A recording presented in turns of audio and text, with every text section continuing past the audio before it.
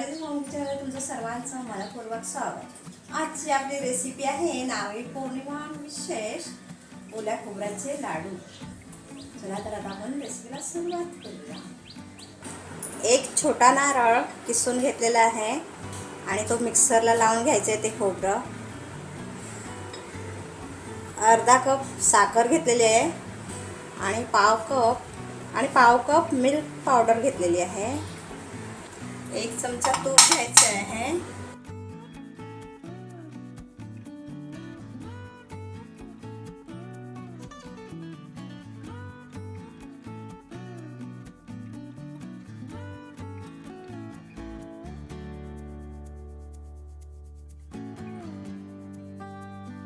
तर यात खोबरं परतून घ्यायचं आहे।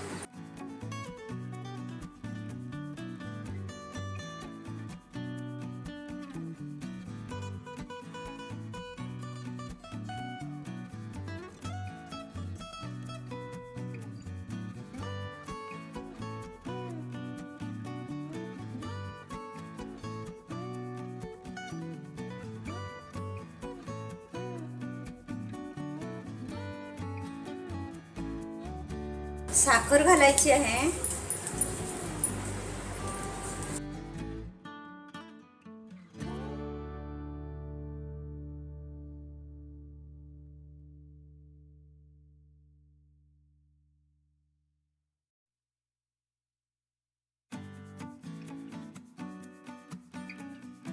साखर वितळवून घ्यायची आहे।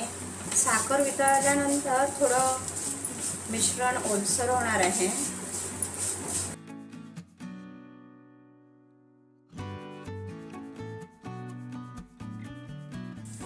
मिल्क पावडर टाकायची आहे।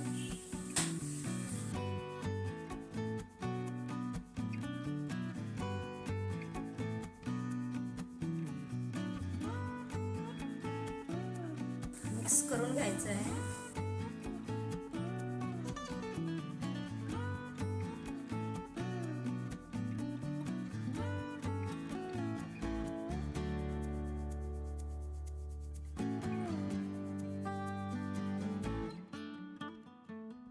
गॅस बंद करायचा आहे। मिश्रण थंड झाल्यानंतर लाडू वळून घ्यायचे आहेत। हाताला थोडंसं तूप लावून घ्यायचं आहे।